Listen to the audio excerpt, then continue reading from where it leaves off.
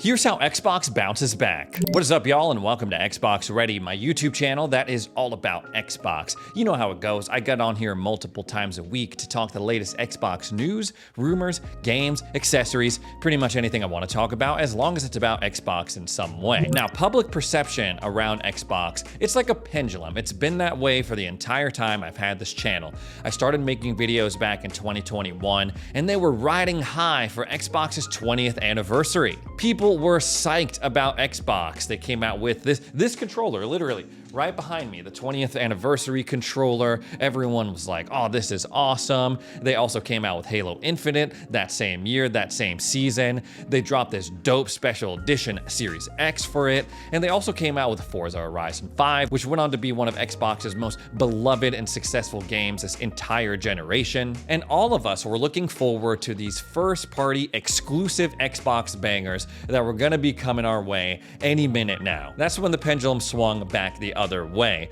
They delayed Redfall and Starfield out of 2022, and it was lean. It was a lean year. The only thing they had going for them was they may or may not be buying Activision Blizzard. And for the entire year, that was pretty much all I talked about. The pendulum obviously remained on that negative side throughout most of 2023 because Redfall was a flop, Starfield didn't perform up to expectations. Then 2024 comes around and they really got cooking with their first party output, their day one additions to Game Pass. Pendulum swings on back. Even in the midst of layoffs and, putting their games onto PlayStation and Nintendo, we more or less didn't care because we were getting what we wanted, a steady release of first-party games and day one additions to Game Pass back before that price increase. Then the pendulum swings back once those prices go up on Game Pass and the Xbox consoles. And it's pretty much just stayed there. And it's totally understandable because when Game Pass is $30 and an Xbox Series X is over $600, it's hard to get excited about Xbox in the way that we were getting 4 years ago. Because let's be real, this is just not what any of us wanted when we were celebrating the highs of the 20th anniversary for Xbox. None of us were like, I hope 4 years from now, Game Pass gets more expensive by 15 bucks, and also we lose all exclusives, and also Xbox consoles. I really hope that they're more expensive. But 2025 is almost over. 2026 marks the beginning of a new chapter, not just for us, but for Xbox as well. With the new year, Xbox fans may have reason to hope again. Here's what we're getting in 2026, and how it may be the year that Xbox fixes one of its biggest problems. This video is brought to you by Manscaped. It's that time of year again. Cozy weather, sweaters, eggnog. Gamers everywhere will soon have off from work and school, and they're gonna use that time to do what matters most to them. Catch up on their video game backlog. But if you know a gamer in your life, or you are a gamer that plans to spend a lot of time on the couch this holiday season, do not neglect your self-care or grooming routine. If you have no idea where to start, what do I do, Ray? Me and Manscaped are here to help you out with the Manscaped 5.0 Performance Package Ultra. The Performance Package is the gift that keeps on giving because it gives you everything that you need for your daily grooming routine, whether you want to feel fresh for the holidays or all year round. It has the Lawnmower 5.0 Ultra, which has 2 interchangeable blade heads, one so you can trim down any brush off of that Christmas tree, and then a foil head so you can get up close and personal, make things nice and smooth like your favorite ornament. It has a larger LED light that lights up the way like Rudolph's nose. It also has my personal favorite, the Weed Whacker 3.0 Pro. I use this every morning to control my nose hairs. Make sure nothing's sticking out like an overstuffed stocking. They also throw in their aftershave lotion, the Crop Soother, and the Crop Preserver, which will go a long way in mitigating that chafing after you shave. And just because we've been extra good this year, they're throwing in 2 free gifts, some boxers, and the Shed 2.0 travel bag. If you want to step up your personal grooming routine this holiday season, or you know a gamer in your life that seriously needs this stuff, you can go on over to manscaped.com and use my code XBOXREADY for 15% off of your order. Thanks again to Manscaped for sponsoring this video. BBC News, yes, you heard that right, BBC News recently did this video talking about the Xbox Ally X, and they also brought on Jason Ronald, the VP of Xbox Gaming Devices and ecosystem. He played a big part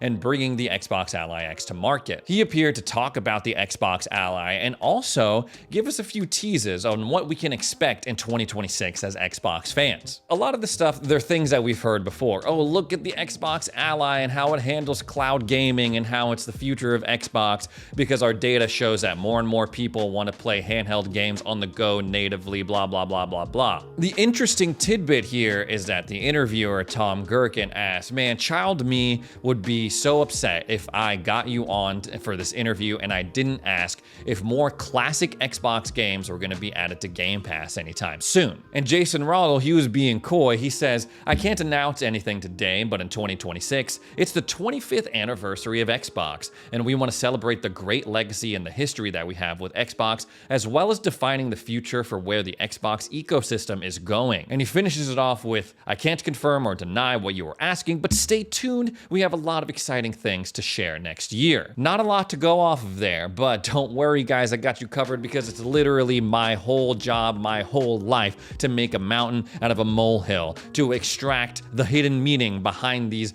corporate vague words. Now, what I think, what I'm hoping that Jason is talking about here or alluding to is Xbox's backwards compatibility. Are our current gen Xbox games, the digital library we've spent years cultivating, are they going to be supported on the next generation Xbox Project Magnus? You see, for all of the crazy headlines that Xbox has generated over the past few years, you gotta give credit where credit is due, especially with their work in making their older games compatible with modern consoles. They were a huge champion of backwards compatibility, especially when you compare their efforts to PlayStation and Nintendo. They made as many old Xbox games as they possibly could compatible with the Xbox Series X and S. They did it until they physically couldn't do it anymore because of rights issues. And ironically, even after all of that work they did, a bunch of people are questioning, hey, you know, since the next Xbox is going to be more like a PC and a lot of console games aren't available through the Xbox PC app,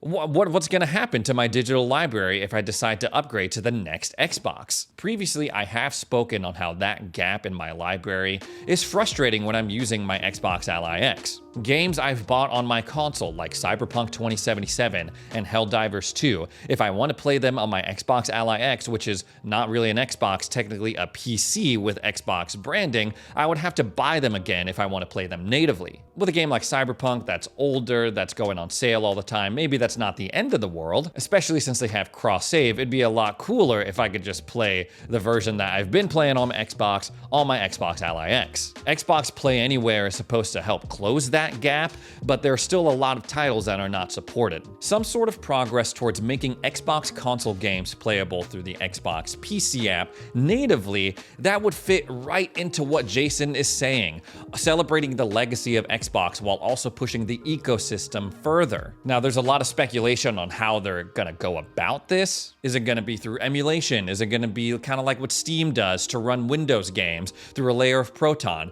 We're not entirely sure, but I'm hopeful that this is gonna happen because, well, they kind of already said that they were gonna do it in that original announcement with AMD. But if they make all Xbox console games playable on PC on the next Xbox, where does that leave Xbox Play Anywhere? Is there even a point to it anymore? Because if I just buy the Xbox version of the game and it's playable on PC, isn't that the same thing? I don't know, it's weird territory. This could also mean that Game Pass in 2026 is gonna explode in size, tons of games being added to the library. If we go back to the original question being posed here, it was about Game Pass, Xbox original games being added to Game Pass. And listen, the Game Pass library, especially the ultimate one with EA Play and Ubisoft Classics or whatever, it's a huge library of games, don't get me wrong. But weirdly enough, there's still a lot of Xbox-owned IPs that are not in Game Pass at all, especially a lot of older titles from Bethesda and Activision Blizzard. Like imagine the new 007 game comes out, everyone loves it, and Xbox is able to be like, you love that, you like that, go ahead and subscribe to Game Pass so you can play all of the old 007 games that Activision used to make. Hey, you don't really like Black Ops 7? That's cool. Why don't you go back in time and play all of the old Call of Duty games that are not on Game Pass for some reason? Sick of having to buy a PlayStation to play any Spider-Man games coming out? Why don't you go down memory lane and play like all of the Tobey Maguire Spider-Man games that we used to make? By bringing their back catalogs of game to Game Pass, Xbox has a huge opportunity to put the service back on the map again. Sure, especially on Ultimate, $30 is still a steep price to pay. Do not underestimate the power of nostalgia, my friends. And even if it doesn't drive people to subscribe to the $30 a month tier of Game Pass, they're heading towards a future anyway where more people are going to be signing up for PC Game Pass than Game Pass Ultimate or console versions. And at $16 a month, the day one editions, plus a huge influx of classic Xbox games, that's worth it, 100%. If they can figure those two things out, backwards compatibility going forward, and also rounding out their Game Pass library, filling those gaps, that alone would be a good year for Xbox. But don't forget, we also have in 2026 new installments for some of Xbox's most iconic franchises, like Fable. Now, I was hoping that this game would come out in 2025, and that never happened. It was delayed until 2026. They announced that back in February, and the last thing we ever saw of it was this pre-alpha gaming footage. Don't get me wrong, it doesn't look bad, but I'm a little bit worried because, well, it just seems weird that Fable wasn't in this year's Xbox showcase. Playground Games has gone out of their way to say they're excited about the progress that they're making. I'm really hopeful that Developer Direct will feature Fable in some way. If it misses Developer Direct, I'm suddenly not feeling so good about it releasing in 2026. What we've seen gameplay-wise has been pretty good. Oh, I can still kick the chicken. Yay. We've also been hearing that it's going to be more like The Witcher and CD Projekt Red-esque in terms of its combat. That's all well and good. Some people are still hung up about the main girl. Oh, I don't think she's hot enough. I don't really care about that. I want classic Fable elements. I want to be a predatory landlord. I want to do off-the-wall stuff like, I don't know, hire a lady of the night, go on a killing rampage and accrue a bunch of evil points if I want to. I want all of that. I hope it all stays in this modern version of Halo. I'm afraid that they're going to do away with it to appeal to a more broad audience, give it a wider appeal. If I can't buy a bunch of land, jack up the prices, jack up the rent, I'm out. I don't care how pretty it looks. I don't care how fun the combat is. I want the funny and the absurdity to stay in Fable. That was one of my favorite parts of it. Outside of that, we're also supposed to be getting Forza Horizon 6. They revealed this at Tokyo Game Show. This should be an easy slam dunk for Xbox. The follow-up to Forza Horizon 5, which, as we were just talking about, one of the most successful and highly rated games for Xbox this generation. As long as they don't majorly mess this thing up,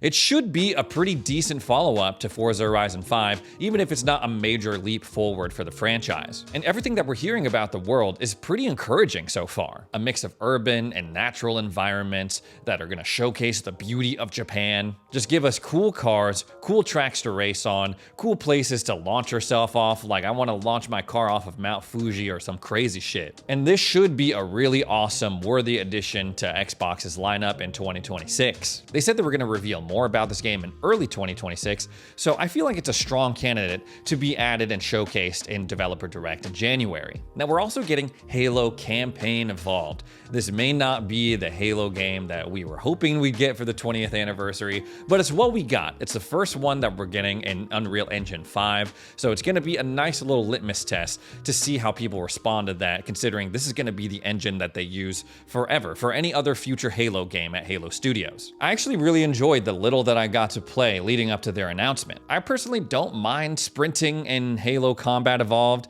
I thought it was a little bit goofy, like the sprint, like the, what do they call them? Like the impact lines, like the particles that go whoosh as you sprint. I think they can do away with that. There are some questions on how well Campaign Evolved is going to do, considering Gears of War Reloaded. It released to it didn't really perform as people were expecting. It didn't really blow up, cause a lot of buzz, and it was only rated in the 7 out of 10 range. Halo Campaign Evolved, that is a full remake with new levels and new weapons and things like that. They're throwing in the 4-player campaign co-op, so that's pretty cool as well. Whereas Gears of War Reloaded, it was Gears of War Ultimate, but better? New multiplayer servers and, of course, cross-platform. So I feel like Halo Campaign Evolved has a better chance of breaking out and making a splash. Not saying that it's a guarantee, but I feel like it has a better chance than Gears of War Reloaded did. And you know what? People are glazing PlayStation all the time, and they are turning out so many remakes of games that only came out a couple of years ago.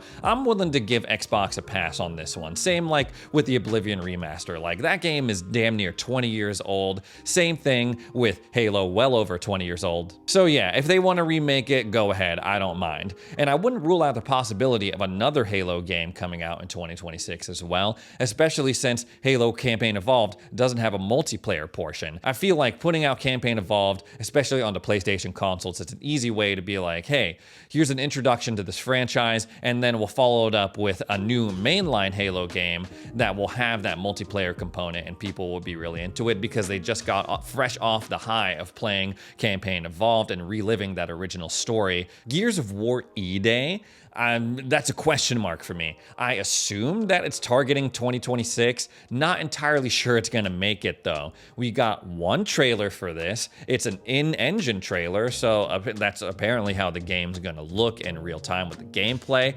But other than that, I haven't seen much from it or heard much about it. You can argue, I guess, that with that trailer, we've seen more than we have with Forza Horizon 6. But at least with Forza Horizon 6, Xbox is doing like all of these like blog posts about it and promoting it. I feel like it's, yeah, Forza Horizon 6 is a lock for 2026. Gears of War E-Day, I'm not entirely sure, but if it can make it into 2026, damn, we're gonna have a really special and awesome year. So in a perfect world, Xbox is positioned to deliver new games, new installments, in some of their most important franchises, the ones that put them on the map. But flying under all of that is inXile's Clockwork Revolution. I've been keeping my eye on this game for a long time because I have a very long history with inXile. The first game I ever played was, well, I believe their first game ever as a studio, A Bard's Tale. I picked it up from Blockbuster. I was really, like I am always talking about, into fantasy and swords and sorcery and fiction. I was super into Lord of the Rings at the time. So I saw this, oh, A Bard's Tale. This looks like a classic fantasy tale.